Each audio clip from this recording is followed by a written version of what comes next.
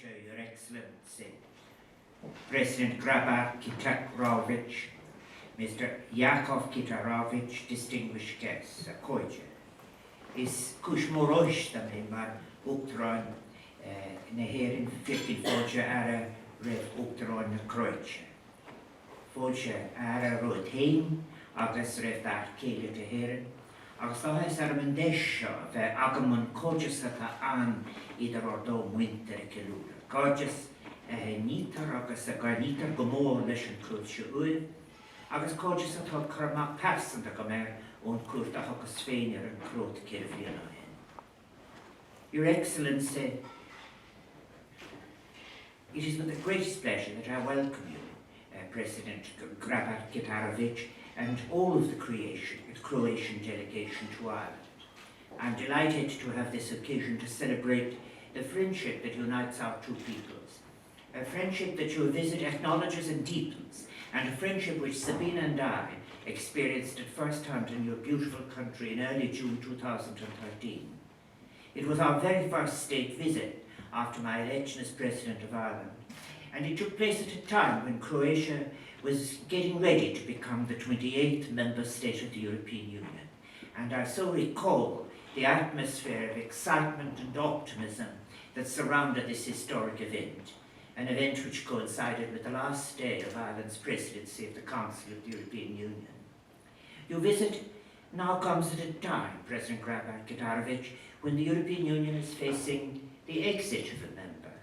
It is a time, too, of much confusion and turbulence on the European street, a confusion that is unfortunately amenable to political exploitation in an atmosphere of fear, ignorance, and some righteous anger at economic and social exclusion. These appeals from the European street are ones that concern both of us as directly elected presidents. And I believe, Madam President, that in facing these challenges, we can both be encouraged by the warm bilateral relations that exist between Croatia and Ireland. The warm relations between our countries are ones that have grown in part from our shared experiences. We are two nations who have had inflicted on them the experience of imperialism, two peoples who cherish their hard-won national independence. We have similar population and territorial sizes. Both our peoples have immigration at the heart of their history, which gives us with an intimate understanding of the propriety and richness of hospitality for the migrant and the visitor. Then too, our two states can also learn and share so much from their respective relations with borders and their consequences, ours with Northern Ireland and yours with Bosnia-Herzegovina. Croatia and Ireland are also renowned as two lands of astonishing natural beauty, although admittedly the beautiful Croatian landscapes and coast bask in a distinctively warmer climate. The attractions of the Adriatic are ones that had a spectacular influence on one of our greatest Irish writers, James Joyce, who was to spend a year teaching English to the Austro-Hungarian naval officers stationed at Pula, which today is renowned, amongst other things, for its International Film Festival. According to one of his early biographers, Richard Ellman, it was in Pula that James Joyce, as Ellman puts it, felt the first stirrings of dandyism. He rented an upright piano, put on weight, grew a moustache, had some teeth fixed and bought a new suit, and with his wife Nora's help in curling, began to wear his hair in bros. Some Joycean scholars have also pointed out how James Joyce's craft as a writer was informed by the Babylon of languages that he found in Pula, a place where Mittel Europe and the Mediterranean and the Balkans meet, and where the Italian, German, Serbo-Croatian, Slovenian, and even Istro-Romanian languages could be heard on the streets.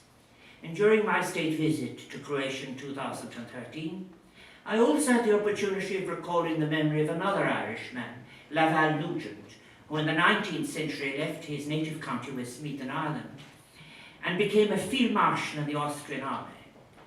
The journal of Laval Nugent connects us to an important chapter in Irish history, which saw so many sons of Ireland leave this island after the fateful defeat of the Boyne and offer their services to the Catholic monarchies of continental Europe. I know that Laval Nugent is remembered as a patriot by many Croats, and I was pleased to learn that one of his former properties, the Tersa Castle in Rijeka, was part of this year's Global Greening Initiative in celebration of Ireland's National St. Patrick's Day. I was equally delighted to learn of a deepening cooperation between Rijeka, your home city, Madam President, and Galway, the place which I have come to call home in Ireland. I was fascinated for you to tell me that it has a higher rainfall than Galway. The two cities are getting ready, of course, to become European capitals of culture in 2020, and I know that you intend to visit Galway this Wednesday. I assure you that you have chosen wisely. President, dear Croatian friends, as you're all well aware, Croatia joined the other members of the European Union at a very critical juncture in its 60-year history. Now, all of us member states are called upon to respond to unprecedented challenges, both external and internal. Indeed, we are confronted simultaneously with the need for institutional, political, economic and financial measures that are inclusive, appropriate for a union. Then too, in parts of the union, there have been alarming security threats. We frankly face a very grave institutional and political crisis at European level. And we in Ireland are required to respond not only to Brexit, but also to the wider challenge of political legitimacy. European citizens must be enabled to empower themselves with a vision for Europe as a global exemplar in sustainability, human rights, inclusion, and accountable policy, rather than in any moral defeat, allowing themselves to be the pawns of xenophobic populisms across the continent. Populisms that are threatening the very future of the European project, and which also have the capacity to lose the peace the European community was founded to make possible. We must approach these multiple crises with hope, courage, and renewed political will. We need, dear friends, to acknowledge the current loss of trust on the European street by rebuilding the democratic pact between European citizens and their institutions with a positive invitation that is fit for future global realities and necessary reforms. As a region that might be an exemplar, the Union, after all, let us remind ourselves, draws its legitimacy from the support of its people. And for this legitimacy to endure, it is important to recall that European democracy is in danger whenever decisions that are the legitimate object of political debate in national and European elected fora are leaked or ceded by default either to the outcome of speculative markets or to the automaticity of rigid, and although their assumptions are rarely stated, essentially ideological, fiscal rules given a quasi-constitutional status. Democracy is endangered whenever a hegemonic, singular, often empirically unaccountable version of abstract economics, perhaps based on a narrow theory of interest, prevails at the expense of the fundamental objectives of social cohesion and democratic vigour. We are reaping the consequences of this neglect of social cohesion. The voices of the European street are loud. We must listen to them and respond not by adjusting to what is failing, but by offering a vision based on the solidarity of all citizens in all member states going forward together. Indeed, as the distinguished German philosopher Jürgen Habermas has reminded us again and again, without the constant exercise of public deliberation, and without citizens being enabled to submit their arguments for rational disputation, democracy itself will not survive. The public presentation of accommodations reached at European level, the policy instruments used to fend off our recent financial crisis, have too often had the effect of separating European institutions from the people they are meant to represent. The European public discourse, I suggest, has not been sufficiently informed, for example, in terms of the macroeconomic assumptions, justification and consequences of fiscal measures, or so-called austerity measures, in such a way as would have enabled genuine moral political choice and consideration. The discourse must change. become more permeable to the concerns, the fears, the hopes of European citizens. The choice then, as I see it, is between recovering a flexibility in decision-making that will be democratically accountable, or remaining transfixed, waiting for the system to be overturned. And in this regard, I must confess personally a disappointment at the outcome and statement from the recent Rome conference. We must go farther, do more, by fostering a new democratic moment in Europe, inviting and enabling our citizens to deliberate not only on European issues, but also on the great global issues that are at the root of much of their current malaise. We must allow them to gain informed political understanding of the immense transformations in play in the wider world, not just in the geopolitical realm, but also in relation to such matters as demography, ecology, climate, sustainable development, and the landslide changes in international production, finance, and trade. We must also importantly reclaim the public discourse on Europe from those who distort and undermine it, so as to reaffirm forcefully the vital relevance of the European Union to the great challenges of a new century. Indeed, what better solution than a united Europe do we have to offer in responding to the great collective issues currently facing us? Which alternative means of cooperation do we have at our disposal that would enable us to meet effectively the global environmental challenge, for example, or the challenge of development, the challenge of demography, the large-scale migrations that are taking place, and also, yes, the challenge of revitalizing democracy in a context where we are witnessing the rise of so-called illiberal democracies and increasingly emboldened transgressions of the rule of law, both inside and outside of the European Union. It is so important, dear friend, I suggest, that Europe has always strengthened, not weakened, its identity through a courageous engagement with the great challenges of history.